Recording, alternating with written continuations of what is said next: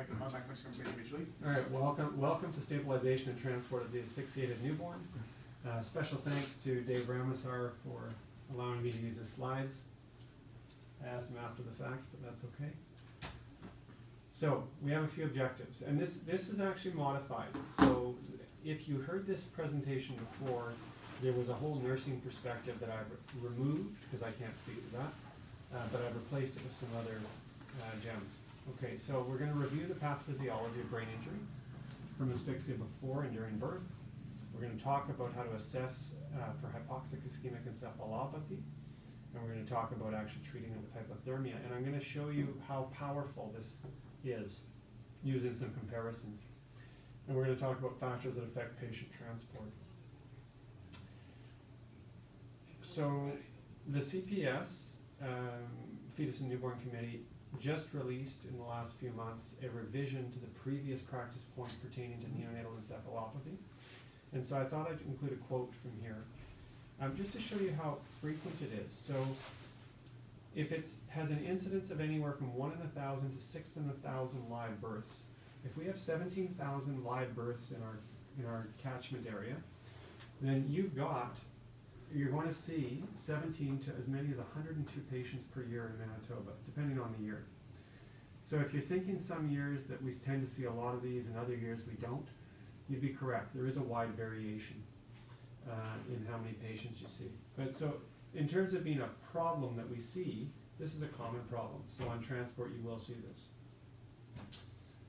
I like this slide. I found this on the internet because it really points out a really important point about hypoxic ischemic encephalopathy. And that is, not all encephalopathy is HIE. HIE is a very, very distinct syndrome in which you've got a hypoxic insult to the brain. So that can be that's a shortage of oxygen. It's ischemic. So you have a lack of blood supply. And then there's an encephalopathic portion. So you have to have a clinical phenotype that appears that you have been asphyxiated. So you've got to be lethargic, and we'll get more, or have seizures. We'll get into more of that later. But there are metabolic conditions which can mimic this, like hyperglycemia. You can have a child who has a very low blood sugar, 0.4, 0.2, that if it's persistent and not addressed, will manifest very much like this. They might have seizures, they'd be extremely lethargic. So before we label a baby as having hypoxic ischemic encephalopathy, we need to make sure that the clinical picture fits with that diagnosis. Now, when would you suspect it? Usually there'll be a history of decreased fetal movement. The classic will be the late decelerations or variable decelerations that you may see. The longer you have labor, and especially if there's any trauma, so the very badly bruised baby that comes out. Meconium aspiration syndrome. If you see meconium aspiration syndrome, you need to be considering that the baby is asphyxiated, because asphyxia leads to relaxation of the internal anal sphincter, which causes it to open, and then as it opens, you pass stool. So something has caused a stress to the fetus. Any baby with an APGAR score less than 5 at 5 minutes, and simply ventilating. So if you have a baby who you cannot figure out what's wrong with them, and at 5 or 10 minutes you're still bagging that baby or you're intubating them, you need to think this baby could have been asphyxiated. And certainly bad bleeds would be suspected. And this one line probably has been the greatest defense and also use in prosecutions for malpractice as it pertains to asphyxiated babies. Because the defense will say, if they're suing an obstetrician or a neonatologist after a bad outcome, the defense will say, you screwed up after birth, right? Or the prosecution will say, sorry, you screwed up after birth. The defense will say, well, wait, how do we know that this insult didn't happen a day before the baby was born? And that's where you get into a lot of the use of MRI and trying to date the timing of the insult. Okay, but that's beyond the scope of this. But I just wanted to point out, we shouldn't assume that all of this stuff that has gone wrong happened at the time of birth, before birth, or after birth. It could be any time. This is the most complicated slide that we have, but I'm going to drill it down for you because it actually, as I read through it, I thought there's way too much information on this slide for any human to digest in one slide. But if I walk you through, you're going to see that there's a cycle of injury here. So if you start at the top, remember you need hypoxic, ischemic encephalopathy. So you get hypoxia and ischemia, leads to, in the brain, regional damage. All of this stuff in the middle here, really interesting stuff, but let's just say this is a lot of substrates that lead to injury. And what happens is you wind up with cells that begin dying. As the cells begin dying, you get seizures. When you get seizures, that leads to such things as brain edema. The blood-brain barrier, which has been protecting the cells against influx of damaging substrates over here in the middle, breaks down, further causing regional hypoxia and ischemia, leading to more release of calcium and glutamate, causing more damage, leading to more seizures, and so on and so on and so on. So it's a bad cycle of death. Okay, so that's the pathogenesis of HIE. Okay, right. So I like that slide. Just okay. It's a little much. Okay. Anyway, so now when it comes to staging HIE, Dr. Sarnat created the Sarnat stages for HIE. Sarnat 1, Sarnat 2, Sarnat 3. And the gist of it is that stage 1 is very mild. Okay, so a baby who's had a sudden loss of placental blood flow and they come out stunned and they have a weak suck, and these kids are really irritable. High-pitched cry, and sound a lot like the withdrawal patients. Stage 2 is where you start to get kids that are lethargic, they have abnormal EEGs, and their reflexes are suppressed. Stage 3 are really bad. These are the kids who are really almost like comatose. Okay. Why is the Sarnat important? Well, in the olden days, okay, and I count olden days as being when I started, this is what we said. I mean, it was so easy. You know, this was in every textbook. Sarnat 1, I would say to whoever was the family, pat them on the shoulder, I say, I know this was scary, this is a tough journey, but your baby's going to be fine. And that was true. Sarnat 2 was tough, because I'd say 1 in 4 are going to have severe long-term disability. Sarnat 3 was sort of hopeless. If you had Sarnat 3, you had a newborn essentially in a coma, 100%, if they survived, were going to have long-term disability. Now, in modern times, the Sarnat has been modified a little bit, and it's used as criteria to determine who we cool and who we don't cool. And so, a little more on that later. But what it's also done is it's completely changed the way, not the Sarnat, but using the criteria for cooling. Cooling, I will just say, has completely changed the way I approach consultation with families, or counseling families. Whereas I used to feel very confident in saying these numbers, now I have to say to them, you know what, your baby has suffered a significant injury, but it's too early to tell how things are going to be. We'll have to see after cooling. Because with cooling, as you'll soon see, it's a pretty powerful tool that we have. So as far as initial assessment of HIE, and I love this, early identification is key. The reason that's key is because the earlier you get to the baby and the earlier you start cooling, the better the outcome. So we have to cool ideally within 6 hours, but the earlier you do it, there's evidence that shows if you get it in earlier, they do better. So neurological symptoms, we went through a little bit, abnormal tone or jitteriness. Seizures are bad when they happen, but a seizure in the neonatal period, high index of suspicion for HIE. In particular, if it's in the first 72 hours. The reason you have this versus this. Remember I started off, you won't have forgotten, because I said it has to be hypoxic, ischemic, and encephalopathic. Intracranial hemorrhages can mimic this, and cooling can disturb your coagulation and lead to more bleeding. So if you suspect there's been a significant intracranial hemorrhage, that's where you'll hear us ask for a CT urgently before we start cooling. This is something that is commonly mistaken. I'm sure on transport you will get this. You'll get a referring center that questions, do they have a baby who's having seizures? And what you will say to them on the phone is, well, what are the eye movements like? Are they normal or are they fixed in one direction? If you put your hand on the limb that is thought to be seizing, what happens?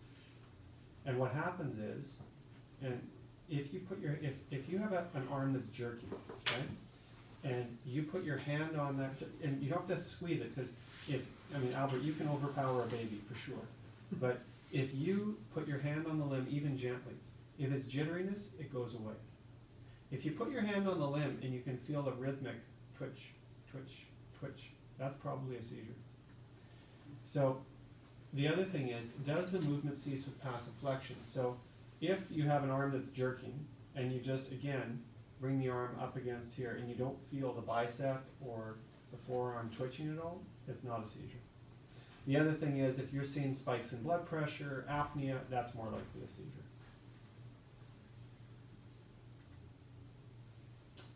So charting, as you'll soon see, I mean, charting is obviously you need to do, but charting is good because it allows you to track changes over time. And what we discovered, this was part of a little QI project that John Byer and I got involved with a few years ago. We discovered that there were kids that were being missed with HIE. And the reason they were being missed with HIE was because their neurological exam might have been normal when they were examined, or only mildly abnormal, but it got worse. And nobody came back to check on the baby until it was too late, and it was past the 6 hours. So I'll show you what we did.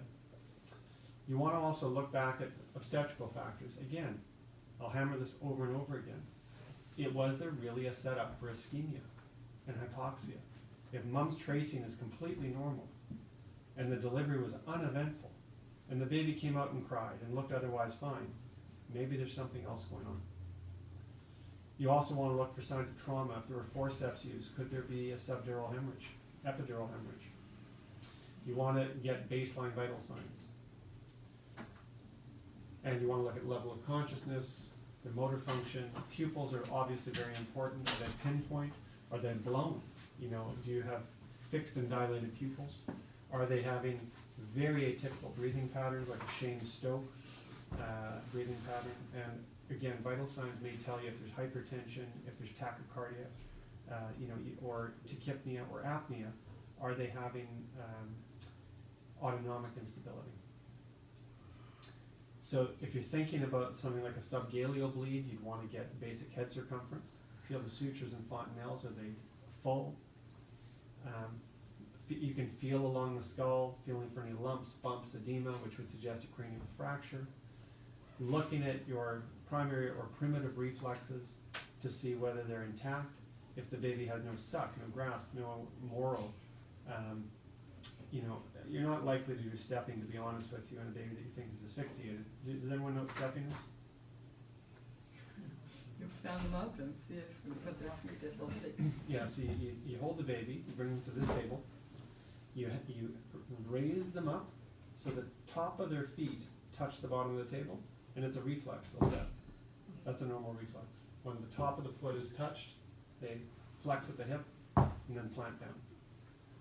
Now, having said that, I was really sure. I once saw an neurology resident Yes. pick up an intubated patient. I'm sorry.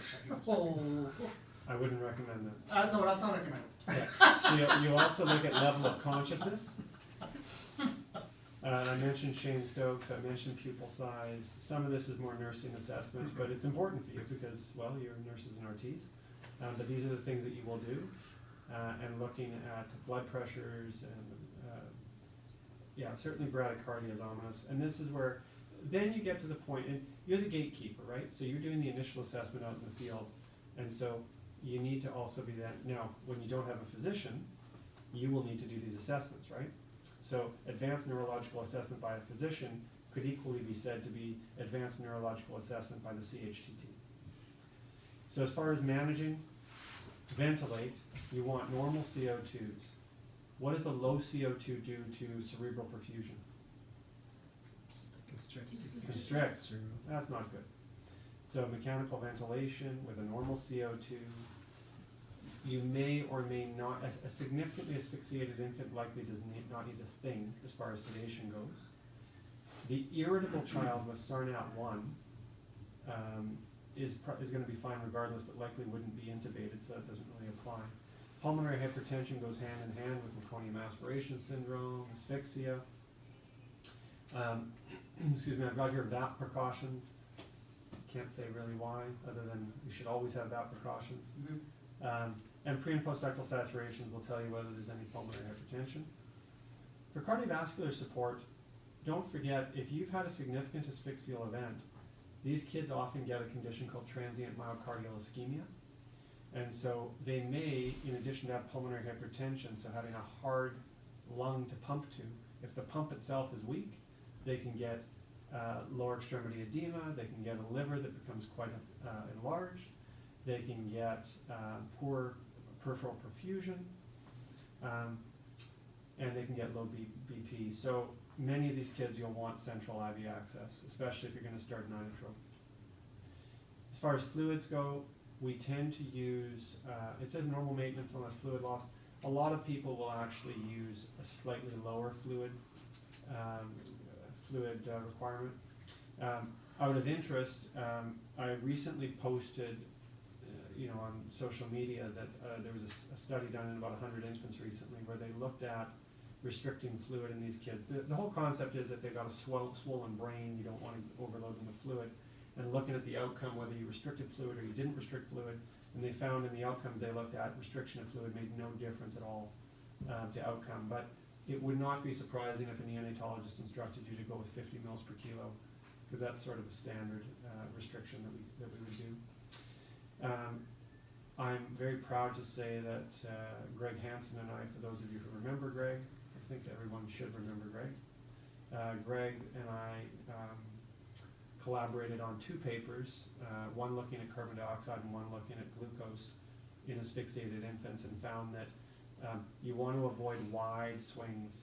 The kids that had wide swings in their glucose had worse outcomes than the kids who tended to have more stable sugars. So it is important to always check a sugar, check them frequently, and keep them under tight control. So don't be afraid to use insulin. These are not like there are some kids where the sugars are 8, 9, and you go, we'll see in a few hours what the next sugar is. These are kids where you'd be better to react a little quicker. Certainly, if you have a low, you can imagine, I showed you that complicated slide that no one's going to remember, other than you'll remember there's some sort of vicious circle that goes around. But if you add hypoglycemia with all of those inflammatory mediators, that can't be good for the developing brain, and that's what Greg and I found. With respect to the kidney, acute kidney injury, very common. So you've got to follow your ins and outs. Edema, I already mentioned to you. Skin may break down from splitting if it gets dry and edematous. It's a little contradictory, but if the skin surface is done. These kids are high risk for necrotizing enterocolitis, so keep them NPO. Just let the bowel recover. They may get GI hemorrhages, both upper and lower. So these are, we often talk about not giving ranitidine to a lot of our newborns, but this would be a case where if you were getting coffee ground emesis, I'd be quite happy if you gave ranitidine or Pantoloc. Either would be fine. So therapeutic hypothermia, 6 hours. Why 6 hours? It's not because it's a nice even number. It's because the initial studies looking at outcomes that looked at different periods, whether it be 4 hours, 6 hours, 8 hours, 10 hours, found that 6 hours was the cutoff. If you didn't get them cooled within 6 hours, any benefit was gone. What's also been shown, I think I mentioned this to you, is the earlier you get cooled, the better the outcome. So that's why one of the first and most critical things you can do, if we get a call about a baby who you think sounds like they, even if they might be asphyxiated, tell them to keep the warmer off. Because you can always turn it back on, right? But we know that hyperthermia, and this is from the original cool cap trials, where, I don't know if you remember, we used to use a cool cap, and we'd chill the brain, but the rest of the body wasn't chilled. In those trials, the children that actually had hyperthermia had far worse outcomes. So when in doubt, just let them be cool. They might not get right down to the 33.5 or 34 degrees, but 35 is likely better than 37, certainly better than 38. So the criteria. I changed Dave's slide. It used to say 36 weeks. I included 35 because the most recent CPS statement has said some units are using 35 as a cutoff. So any two of an APGAR score less than 5 at 10 minutes, 5 or less, sorry, at 10 minutes of age, the cord pH, or a postnatal blood gas with a pH less than 7 within an hour, a base deficit greater than 16, and remember you need 2, okay? And I'll tell you why you need 2 in a minute. A base deficit of greater than 16 on umbilical cord gas, okay? Or another gas within 1 hour.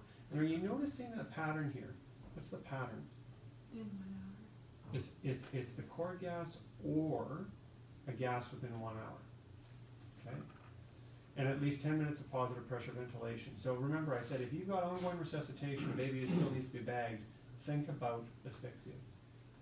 And you need to have an encephalopathic picture, okay?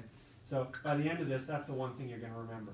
Hypoxic, ischemic, encephalopathy. You need all 3. So you have to have at least 3 of the 6 categories below. Findings in 3 of the 6 to be classified into moderate or severe. So if you've got a baby who's lethargic, hypotonic, with a weak suck, that qualifies them. Then you look at, are they at risk for CNS bleed? If there's a big forceps mark and a cut across the scalp, yep, you better get a CT of the head. Are they eligible? Yes. If you have a child who's comatose, no reflexes, completely apneic, they're severe. Do they get cooled? Both get cooled. The ones that don't get cooled, and we're going to get into exclusion criteria soon, if you are believed to be 1 step from dying, so the baby's on 0.4 of epi already, and they're on milrinone, and before you even get to the unit, and a lactate is 27, those you might just withdraw on because cooling might not benefit them other than having a survivor who's severely disabled. But I talked to you about the QI project. So this was a QI project before we really called it a QI project. And so what it was we created this sheet, which you'll see in the units, which has stabilization, then hour 1, hour 3, and hour 5. You put hours of age, the physician has to sign it and put their name down. And the reason is, if you had an examination with only 2 of the criteria at stabilization, you get to the unit 30 minutes later, you do it again, you still only have 2. So you go off along your merry way, you go back to your call room, it's 2 in the morning, you say, I'm going to go to bed. You come back 7 in the morning, the baby's now 7 hours old, let's say, and the baby's had a seizure. You look at the nurse's notes, and lo and behold, the nurse note at 5 hours described this baby as meeting 3 of these criteria. So you've missed your window. So we make all of our physicians come back at 1, 3, and 5 so that they can get these kids in the window. And so we won't miss a single baby. Now it's interesting, other centers are cooling now babies that are more mild, who have these pHs, 701 to 715, and base deficits of -10 to -15.9. But they also still have to have the history that fits, and they have to have an APGAR score that's still low, or the PPV. And they still need the exam findings. So basically, like I can tell you, Calgary has started to cool, and Edmonton, a lot more babies. So there's a lot of babies being cooled now. How long have you been? It's probably in the last year or 2. So, yeah. So then it will be long before they have enough numbers to see if it makes sense. Yeah. Well, there has been at least a couple studies looking at more mild HIE, and they're mixed. Some say it makes a difference, some say it don't. So this is the reason why you need to have a gas that fits either at 1 hour of age or the cord gas. Excuse me. This is a study that is, I think, the best study out there, which included about 51,000 babies. And what they looked at was cord gases for 51,000 babies and looking at their outcome. So they then said, okay, let's just look at the kids who had encephalopathy with seizures and or death. So the worst of the worst, right? Here's the shocking part. Under 7, well, Todd will tell me it's not shocking, but anyway, under 7, 21.7% of all babies, remember, who had the worst outcome, had a cord pH under 7. Now you might say, okay, well maybe, the other places are right. That that you're just not including enough of these bad kids. Well, okay, well let's do that. Let's go up to 715. So up to 715, well let's say we'll round down. So that's what, 27%, 28%, 35%, and then you can add another 11, so call it 46%. That means over 50% of babies have a normal cord gas. Does that seem shocking to you? So these are babies who ultimately went on to be the worst. Their cord gases were normal. Okay. So I will tell you, so I'll give you permission to say, wow. I thought, when I came across this study, I thought, well, that's shocking. Why would they have a normal cord gas? And then I put it together. Well, I didn't put it together. I read more articles, and I put it together. So the idea here is, if you've got a baby who has a sudden and profound shock to the system, so the baby's been ticking along very nicely, the cord comes down through the vagina, the head compresses it, they lose blood supply, cord prolapse, sudden drop. What happens is, circulation stops. So the blood that you're sampling out of that artery actually is normal. It could have a completely normal pH. What's not normal is behind that cord blood, because circulation stopped, sitting in the tissues is increasing amounts of acid, increasing amounts of lactic acid, lowering bicarb. And that's why, and I'm sure this must have happened to you, where you get a baby where you say, oh, the tracing was terrible, you look at the cord gas, you bring the cord gas to the team and you go, it's normal. And yet we're all sitting there going, well, this baby's not normal. And then we get the lines in, and we get the gas back, and the gas at 1 hour is 6.86, lactate 27, and then you maybe you're all smarter than I am, but you would look at that and you would say, how on earth did I have a normal cord gas, and 1 hour later I've got horrible acidosis? And some of the things that might cross your mind, you might say, have we really botched this resuscitation? Did we let this baby slide? No, what you've done is, the bad cord gas is actually a sign, think about this the next time you do this, the bad gas at 1 hour is a sign that you've actually done your job. You've restored circulation, you've gotten all that acid out of the tissue, and now you're finding it in the bloodstream. If the gas was amazing, right, you'd have no flow, right? It's unlikely to be amazing, but if the gas was amazing, it might be that you actually don't have much of the circulation yet. When you get it, and that's why we often see after resuscitation, the lactates rise, they crest, and then they come back down.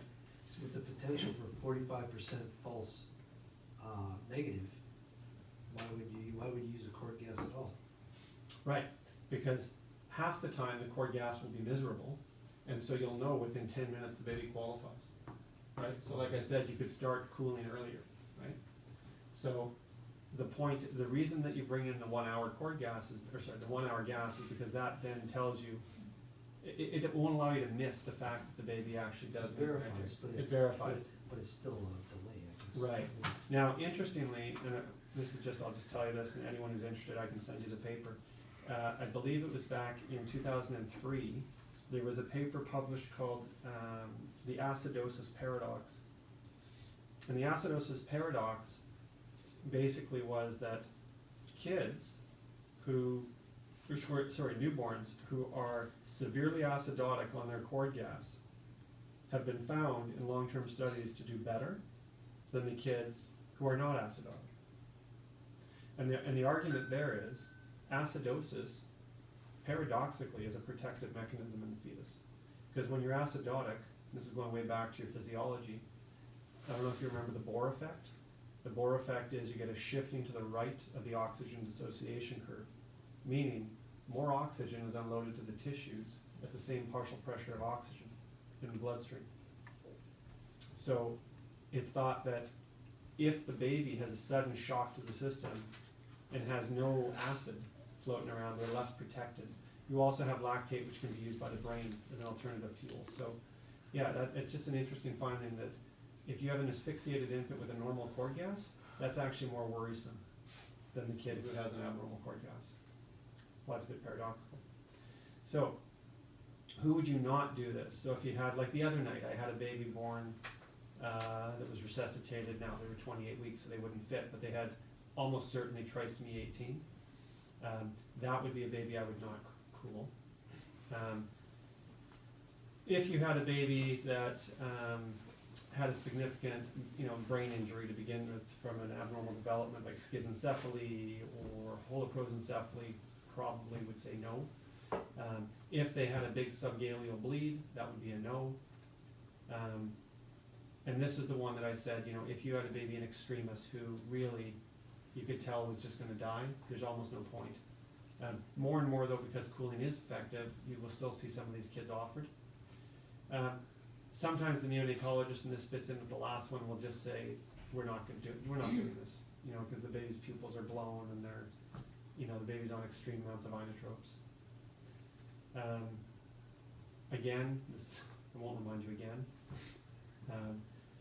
So certainly if a baby's oozing from every pore because cooling disturbs your coagulation, you'd want to check your coagulation before and correct it if possible before you would treat it with cooling, and that would be basically a picture of DIC, and you would give FFP before you did anything.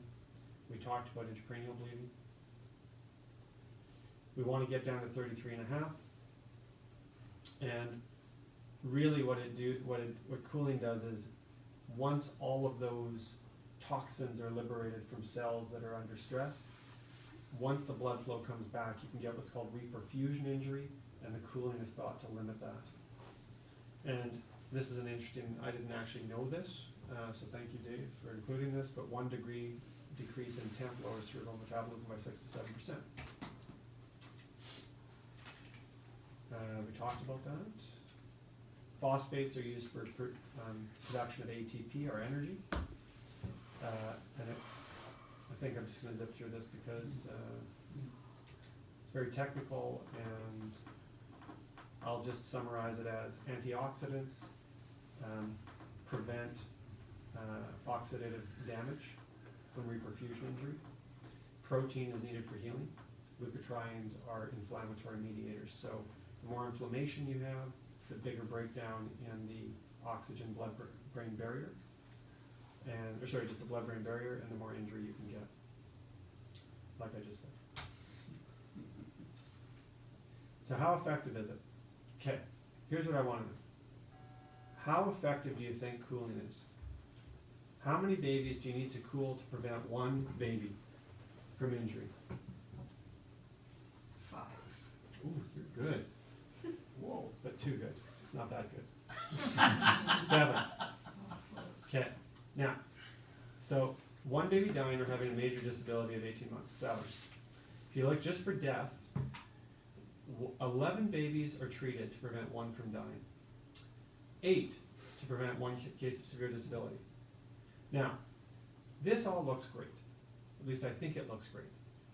But what I haven't told you, and what I think is a very important question is, well, how does this compare to other things that we do? Or other things that you've heard of that I think are pretty common, right? So these are the numbers we have. So how does it compare to other treatments? Well, let's say you've got a 5-year-old that goes in with an ear infection, and your doctor says, here, I need some antibiotics for that. You've got to treat 16 kids to have pain reduction in 2 to 7 days.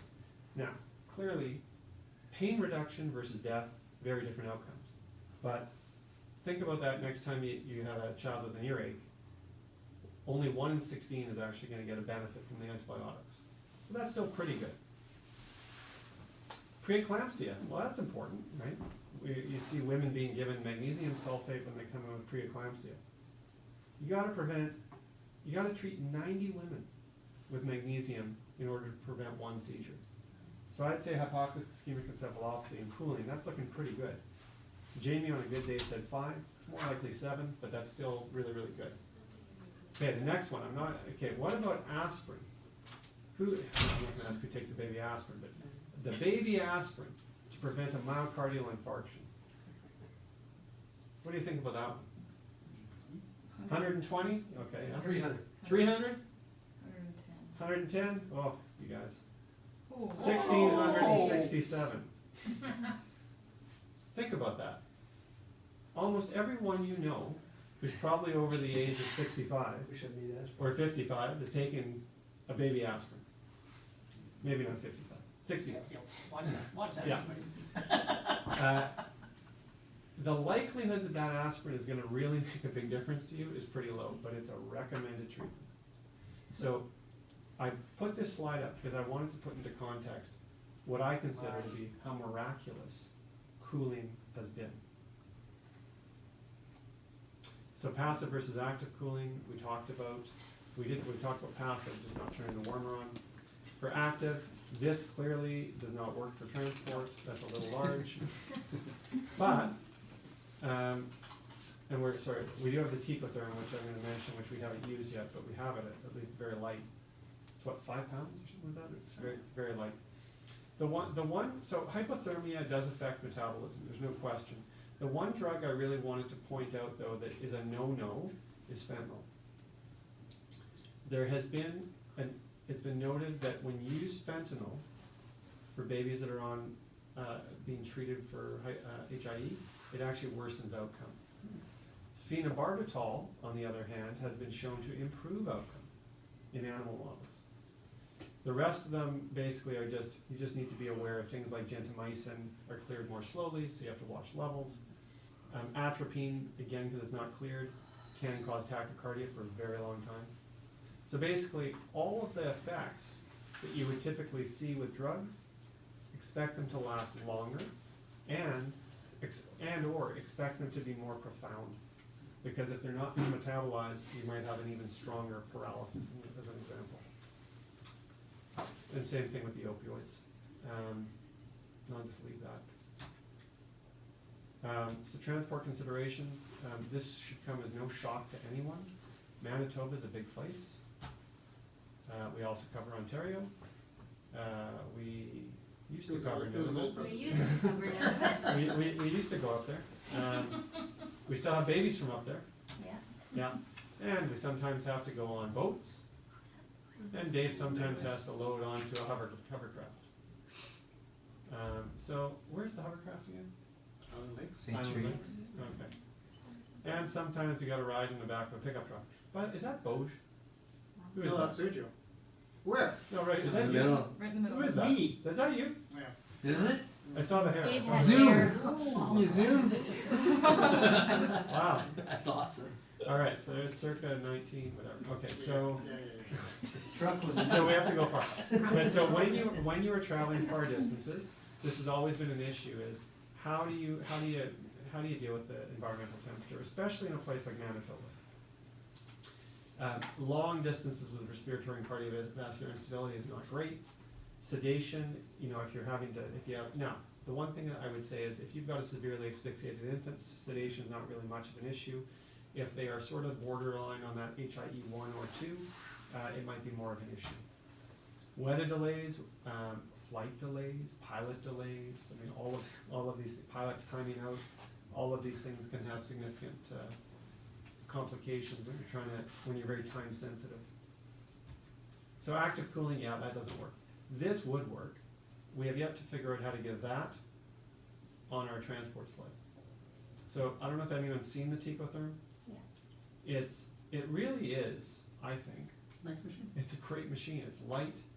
And we bought it, believe it or not, because we thought it would be good for transport. So I don't know what to do about that, but, Could you Paint it it to the top? roof, yeah. And sauna. you know, and maybe that's the thing to do. I know, don't. Calgary uses it routinely. Their transport sled, they sent me a picture of it, they have a shelf that it sits on. Do they fly though? I don't know if they fly, Fly with it? I don't It's know. too high to sit on. It's too high to sit on. Yeah, Oh, we take Massimo's on there. Can't be that it's much. not, Oh, no, this it's is- about this yay is- This is high. bigger than, Oh. this is bigger than Massimo. Anyway, you can Yeah. go and have a show and tell, it's a nice machine. Could you like MacGyver one of your little hooks like you have on the Zoll? You could hook it onto the end of the Hang it around structure? your neck. Sure. Well, I just It's very light, flavor. but I mean, in all seriousness, it would be Yeah, presenting this, if we can revive trying to figure out maybe with, engineering or whatever. There's how no to- point. Steve doesn't exist tomorrow too. Next slide. Next slide. This is a picture, just showing the stability. Just from the spilling report. Yes. And I can't resist. I will respond to the last comment by saying I would not have spent my afternoon here if that was the case. I don't think we'd be getting paid for it either. Yeah. Challenges of passive cooling, Dave, I have no idea what this slide is. So showing. the 30, so, I've been struggling to figure out what that so this was a baby I is. It blood transported. pressure? Wait, No, yes, Temper- yes, so is it this was a temperature? baby I transported, Name Paul? No, No. the monitor. That's the name of the name. Name of the monitor. from Fort Francis. The baby went through a vasoprevia, not Mhm. diagnosed vasoprevia. So the blood pressure, that was the best blood pressure we ever got on the baby Mm-hmm. in transport. But the 32.9 is the temperature, core temperature. Well, that I figured out. Yeah. Oh, you were just, okay, but you said challenges, so I wasn't sure what the challenge, oh, Well, it was just too It's cool. too cold. It's too Oh, it cold. was too cold, I got it. Oh, they said this was passive, This is with possible. ice packs? No. Oh, this is just passive. Sometimes No the planes are freezing. Oh, okay. Or they're super Got hot. it, alright. There's nothing. Conversely, this I understood, I know what 33 degrees means. Yeah, so It means it's hot, how do you keep them cool? passive. But you could Right. save $100 on this chandelier, which is not a challenge. Okay, so in conclusion, this is really the most important thing. If you don't think about HIE, you're not gonna be able to treat it. So I would encourage you guys, it's almost like, you know how we're going into the next talk, volvulus, you know, we always say in surgery, or neonatology, what is the one gastrointestinal condition you cannot afford to miss? Volvulus. So anytime you have a baby who's vomiting bile, what do they have? Volvulus, volvulus, volvulus. Until you rule that, once you rule that out, consider everything else. It's because if you don't treat that, the baby can die. This is one of those things. Any baby that you're going for, except where it's obvious, like if they say, we're calling you because the baby's hypoglycemic and they're feeding, well, okay, that's not HIE, but any baby with prolonged ventilation, any baby who's lethargic, any baby who has had a really bad delivery, or has had a bad cord gas, or a bad gas at an hour of age, think HIE. Yes. Think it, because you'd be surprised, there have been babies, actually, I'll tell you a true story. I was reprimanded as a neonatologist in Edmonton, I was my first year, and my section head called me after a delivery. There were 2 neonatologists involved, both of us didn't even think about HIE. In a patient with meconium aspiration syndrome, by the time the baby got to us, they had a seizure. And it was clear, looking at some of the records, that this baby really had been asphyxiated, but we were so fixated on, like, we managed the pulmonary hypertension, we managed the pneumonia, we ventilated the baby well, but neither of us, because we handed off to each other, neither of us for even a moment thought, could this baby have been asphyxiated? So, since that time, I have a very, very low threshold for considering hypoxic ischemic encephalopathy. You must start within 6 hours. Passive cooling is reasonable. Ooh, sorry. There was one more. And this, if you work here at all, this you know. Point 3. Any questions about this? Yeah. So in your previous slide, like you would start it. Okay. So for the gestation, like greater than 35, 36 weeks, then Right. you can. But so less than that, you wouldn't. No. How come? It's never been shown to be of any benefit. The other reason is, IVH. There's no question when you cool a baby, it leads to disturbed coagulation. And so you might wind up cooling them and they could get a catastrophic IVH. Yeah, so I have a feeling, just between us, I have a feeling and between whoever listens to this, that I have a feeling that someone at some point is gonna do this in 34 weekers. Because the likelihood of IVH at 34 weeks is pretty low. Yeah, but I think going below that, you're gonna find a resistance. But that's a good question. All right. Would you like to take, Stop that. do you wanna take a stretch?